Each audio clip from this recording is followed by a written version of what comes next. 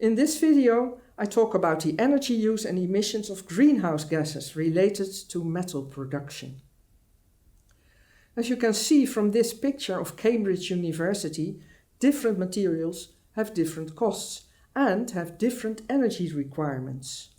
Metals are on the top right. They are relatively expensive to produce and they have a relatively high energy requirement.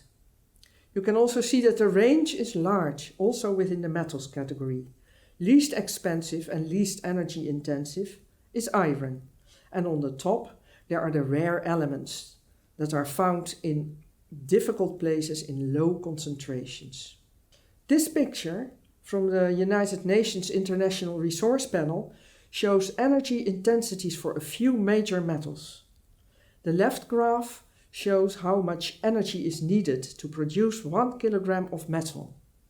Widely different depending on the metal and on the production process. The graph on the right shows energy requirements of total global metal production. Interesting conclusion is that steel has by far the lowest energy intensity per kilogram, but contributes the vast majority of greenhouse gas emissions at a global level. That has to do with the fact that steel is the dominant commodity when it comes to metals. As some say, we still live in the Iron Age. We have to realize that the energy requirement of metals are not static numbers. They depend on many things, as shown here next to me. In the previous slide, we have already seen that different production routes have different energy needs. Secondly, there are developments in the ore grades of the different metals. Then there is process energy efficiency that changes over time as a result of technology improvements. Greenhouse gas emissions are linked mostly to energy use, but here too we see changes over time. And last but not least, there is the difference between primary production from ores and the secondary production from waste and scrap. So far, I've talked about major metals, metals that are produced in large quantities and have stable markets. Critical materials are often produced in small quantities, and that makes a difference.